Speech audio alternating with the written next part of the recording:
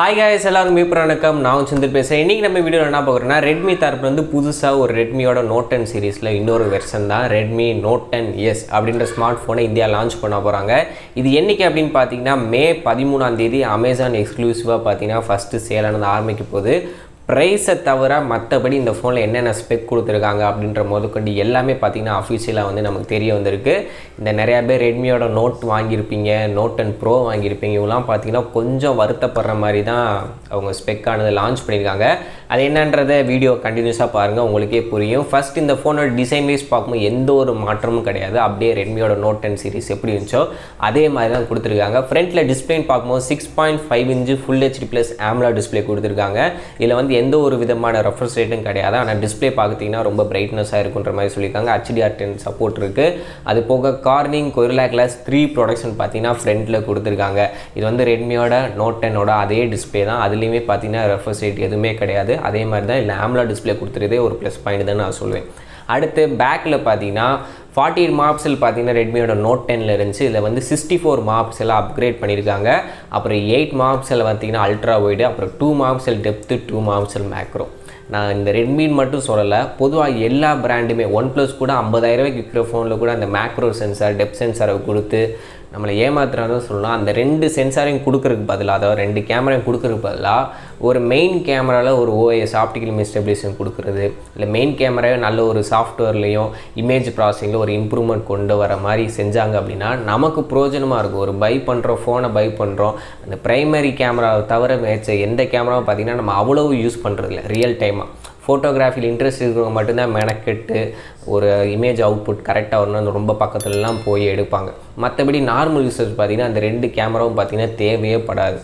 White ஆங்கிலே பார்த்திங்கன்னா நல்ல ஒரு மேக்ரோ ஃபோட்டோஸ் எடுக்க முடியும் சாஃப்ட்வேரில் அல்கோரிதம் சூஸ் பண்ணால். இந்த ரெண்டு சென்சாரை கொடுக்குறதுக்கு பதிலாக இந்த மெயின் கேமராவில் அவங்க நல்லா கான்சன்ட்ரேட் பண்ணாங்கன்னா நல்லாயிருக்கும். இது Redmi மட்டும் இல்லை, பொதுவாக எல்லா பிராண்டுமே அதை பண்ணால் நல்லா தான் இருக்கும். அடுத்ததாக ஃப்ரண்ட்டில் பார்த்தீங்கன்னா 13 மெகாபிக்சலுக்கான செல்ஃபி கேமராவை கொடுத்துருக்காங்க. இதுவே Redmiயோட Note 10க்கு அப்படியே தான் டிட்டோ மாதிரி தான் வந்திருக்கு. ஃப்ரண்ட்டில் அந்த நாச்சோட கொடுத்துருக்காங்க. அப்புறம் பேட்டரின்னு பார்க்கும்போது 5000 mAhக்கான பேட்டரி, அது குயிக்காக சார்ஜ் பண்ண 33 வாட்ஸ் சார்ஜர் பார்த்தீங்கன்னா பாக்ஸ்லேயே வரும். இதில் மெயினாக ஒரு விஷயம் வந்து இம்ப்ரூவ் பண்ணியிருக்காங்க. ஏன்னா Redmiயோட Note 10ல் பார்த்தீங்கன்னா Snapdragon 675 ப்ராசஸர் யூஸ் பண்ணியிருந்தாங்க. இதில் பார்த்தீங்கன்னா மீடியாடெக்கோட Helio G95 அப்படின்ற ப்ராசஸர் யூஸ் பண்ணியிருக்காங்க. இது ஆல்ரெடி Redmiயே நிறையா ஃபோனில் யூஸ் பண்ணியிருக்காங்க, ரியல்மியில் யூஸ் பண்ணியிருக்காங்க. இது வந்து பார்த்தீங்கன்னா நல்ல ஒரு கேமிங் ப்ராசஸர், அதே மாதிரி மல்டி டாஸ்கிங்காக இருக்கட்டும், டே லைஃப் நார்மல் யூசேஜுக்காக இருக்கட்டும், எல்லாத்துக்குமே பார்த்தீங்கன்னா ஒரு பெஸ்ட்டு ப்ராசஸர்னே சொல்லலாம். இப்போ PUBG அந்த மாதிரி கேமிங்னா நீங்கள் ஸ்மூத்தில் வச்சிங்கன்னா எக்ஸ்ட்ரீம் வரைக்கும் உங்களால் ஃப்ரேம் ரேட்டை வச்சு விளாட முடியும். அதாவது 16 FPS வச்சு விளாட முடியும். ரொம்ப ஸ்மூத்தாகவும் இருக்கும். கேமிங் எக்ஸ்பீரியன்ஸு நல்ல ஒரு ஃபீல் உங்களுக்கு கிடைக்கும் கேம் விளாட்றீங்க அப்படின்னா. அடுத்து டூயல் ஸ்பீக்கர் சப்போர்ட் கொடுத்துருக்காங்க. ஹைரிஸ் ஆடியோவோட வருது.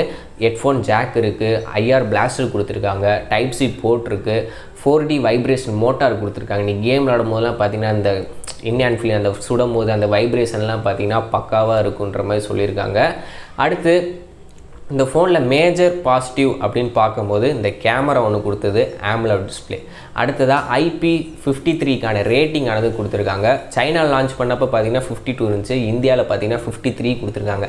அதுக்குன்னு தண்ணி வாளிக்குள்ளெல்லாம் போட்டு முக்கிய விளையாடலாம் கேட்டால் அப்பெல்லாம் விளையாட முடியாது.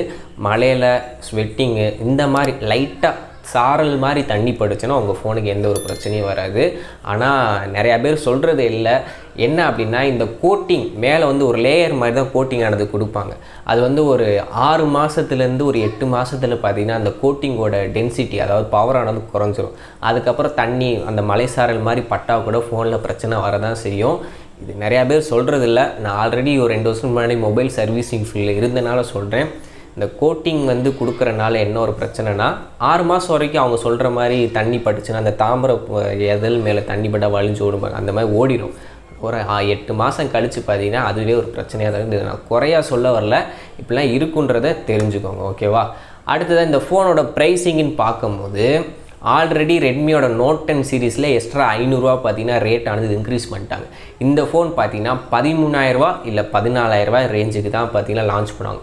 ஏன்னா அதோட காம்படிட்டரான ரியல்மிலே பார்த்தீங்கன்னா Realme 8 5G ஃபோன்ஸ் இருக்குது, Realme 8 இருக்குது. அதே செக்மெண்ட்டில் 108 மெகாபிக்சல்லாம் வச்சு ஃபோன்லாம் வச்சுருக்காங்க.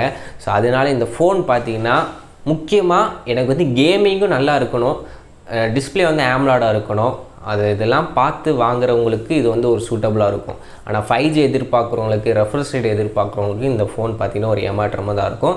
அது நீங்கள் ரெட்மியோட Note 10 Pro வாங்கிட்டு போயிடலாம். கூட 1500 2000 போட்டிங்கன்னா உங்களுக்கு அது பெட்டர் ஆப்ஷனாக இருக்கும்.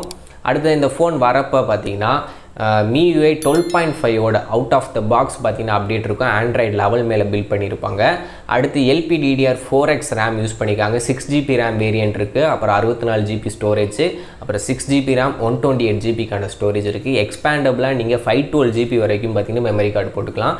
2 சிம் ஒரு மெமரி கார்டு அட் அ டைமில் உங்களால் போட்டு யூஸ் பண்ண முடியும். எனக்கு தெரிஞ்சு ஒரு 13,500 இல்லை 13,000 லான்ச் பண்ணால் உண்மையிலே செம்ம டீலாக இருக்கும். ஆனால் 14,500 போயிட்டாங்கன்னா நீங்கள் கண்ணை மூடிட்டு ரெட்மியோட Note 10 Pro வாங்கிடலாம். அப்படி இல்லாட்டி ரியல்மியில் 8 இல்லை 8 5G உங்களோட ஆப்ஷன் தான்.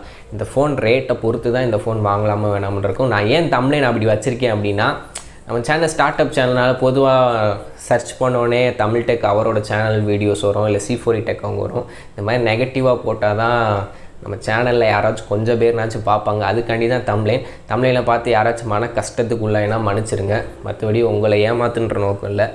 ஸோ அவ்வளோதான் கைஸ். இந்த வீடியோ உங்களுக்கு பிடிச்சுன்னா மறக்காம லைக் பண்ணுங்கள். நம்ம சேனலை சப்ஸ்கிரைப் பண்ணால் சப்ஸ்கிரைப் பண்ணிடுங்க. மேற்கொண்டு இது போன்ற வீடியோவில் சந்திக்கிறேன். அது வரைக்கும் நன்றி, வணக்கம்.